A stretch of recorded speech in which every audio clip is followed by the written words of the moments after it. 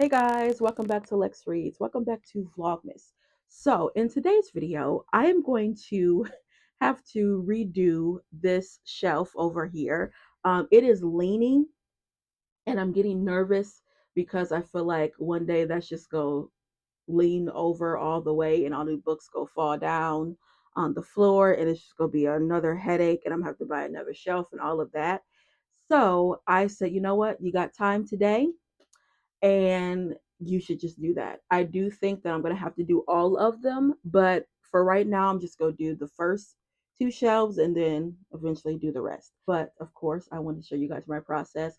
Also, I'm excited to see. I haven't taken out those books in a while, and I want to see if I need to get rid of some books. I also, which I don't think I do, but just in case. And then I just want to see what books are on that shelf because again, I have over 800 books. So sometimes I don't remember what I have, which is a sign you need to start buying books, but you know that'd be too much like, right? So yeah, that is the plan for today.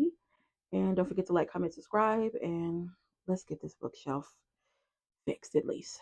Okay, guys, so as you can see, the shelf is like leaning to this side. So now the next step is to put all these books back on the shelves. And you guys know when it comes to categorizing my books, I like to do them by author and by genre. So on the first shelf, of course, I'm going to keep my Pink and Classic editions. You guys know the Black Spines, love those, collect those. Um, Now they are double like stacked because I have so many of them. And then I do think I'm going to keep how I have it with the second shelf was African literature, and then it goes into Caribbean literature, and then the rest of those books are just more what do you call it? Um, Contemporary literature, and I believe most of those are women too.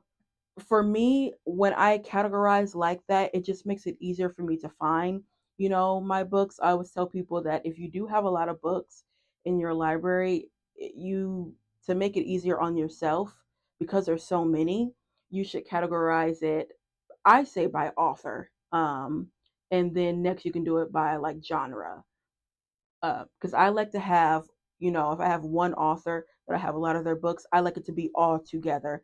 I wish I could do like color coordinating, and I like the way it looks. It looks so pretty. But I want all my books by, that one author all put together. Same thing with genres. It just makes it easier for me to find a book. And then this is also a good time for me to go over some books that I don't want. But I did that, I think, was it twice this year? And I got rid of a lot of books that I know was not going to read.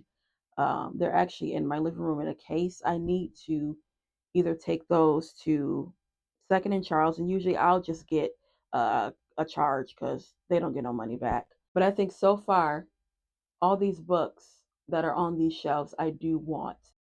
So yeah, let me start putting these back on the shelf.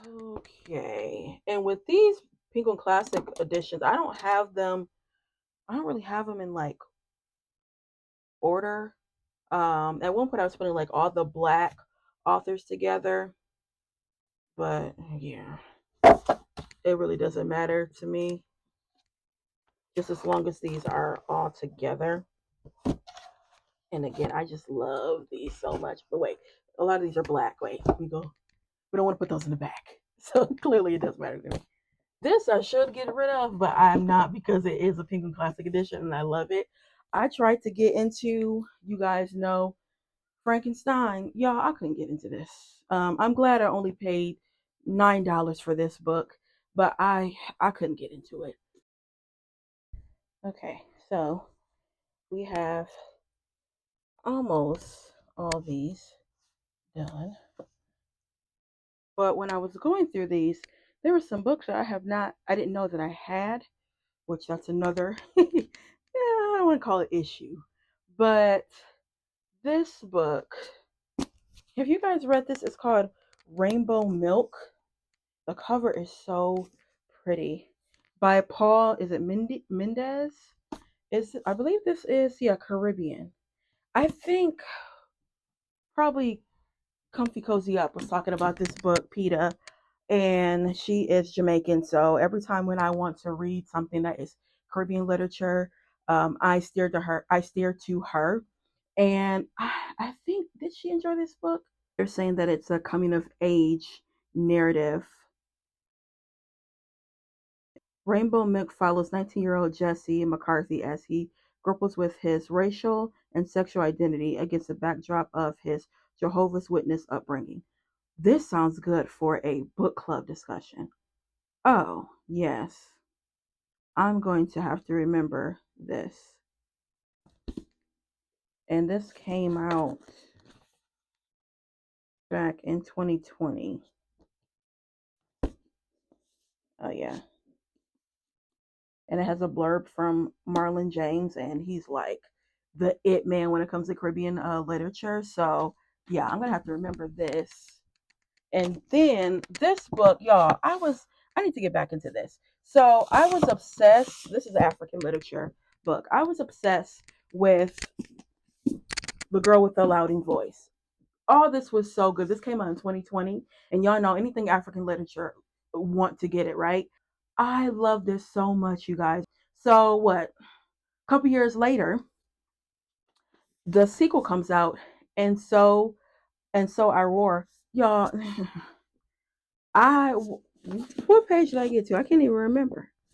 It it started to become a kidnapping novel, and I'm like, wait, no, no, no, no, no, no, no. Aduni had already went through so much, and I'm like, she going through some more trauma because the way that it ended, it was like a light at the end of the tunnel. This one, I'm like, oh, I don't know. So I do need to get back into this. If you guys did read this, did you like it? Because I couldn't get into it, and I was so disappointed because when I tell you I ate this book up when it came out, it was so good. I wouldn't mind reading this again. It is about a young girl. Her mother has passed. She lives with her dad, and her dad ends up selling her as a child bride, and she ends up escaping her husband, and she goes to this house where it's horrible. She is a what do you call it?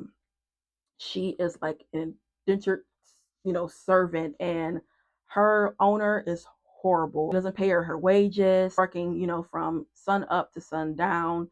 She is just treated horribly. She really yearns for education. She really, wants to go to school. And in comes a young woman that she really sees her yearning for learning. And she's like, this girl is really smart. Like she could go on to do things. So you see their relationship, you see her relationship with, her living in that house and the people around her. It is so good. It kind of gave me not as much, but the dynamics and the in Yellow Wife. Some instances it kind of had that, theme, and I really did enjoy this. And I always say that African literature, they just know how to write. I've learned now that I am a mood reader, and I'm not going to make myself read something that I don't want to read because it's not that deep. You're reading for fun. And then I also don't want to get in a reading slump because, if you read a book that you just trying to get into, oh Lord, and it can really mess you up if you still continue. You're like, what am I reading? I don't want to get into that mode. Thank God this year I didn't really have a reading slump. No, I didn't have a reading slump at all. And I'm thinking about it. I took my time when it comes to books. Also, to sometimes reading books back to back to back to back, you do need a break. And I did that. And I did that. For myself. I don't think it's necessary to read every single day. I always say read often. But there's some days where I will take a week off, of reading. I don't feel like reading, and I'm not going to force myself. Um, but then I also have to be cognizant because I don't want to wait too long without reading. But when you become a serious reader, it's like you can't. A week is like that's all you go do. I know for me because after that, I'm itching to just sit down and read a book. Start a new book. So yeah. Okay, so I am officially done with this shelf. It still looks like it still looks a little crooked. I don't know, but it looks a little bit better than how it was last time. I also decided to put right here all of my anthologies. I think I have some more anthologies that are Penguin Classic editions, but I wanted to at least put all these together. I basically did everything the same way. So yeah, I like it. So that's basically it for this video. Like I said earlier, I am going to do this again with both of these shelves, but I'm gonna just do it at a later time. So yeah, guys, that is it when it comes to this video. Oh, lastly, the 3 Christmas songs that I'm listening to today. So the first one is Mary Did You Know by Vicki Winans. Vicki Winans is a gospel singer and obsessed with her. Actually, when I was little, I don't remember, but I went. My sister was always obsessed with her, and we went to her concert back in the '90s. And apparently, which I don't remember, but my sister does. She greeted like the fans, and she greeted us, which I don't remember. But yeah, I've met Vicki Winans before. Second is Jackson 5's I Saw Mommy Kissing Santa Claus. I absolutely love this version. I also want to get this on vinyl. They have this on vinyl. I need to get this because I actually don't have I only have one Christmas album on vinyl. And then the last song I'm listening to, which I actually have this on vinyl, is Brandy's new Christmas album that came out last year. It's a song called Christmas for Two. It is so pretty, you guys. If you like R&B, you will really like this. It's a slow, tempo, and Brandy's vocals are just A1. And the album is so pretty. It's red and yeah. But yeah, guys, those are my 3 Christmas songs I listened to today, and I'll be back with more Black Books. Bye.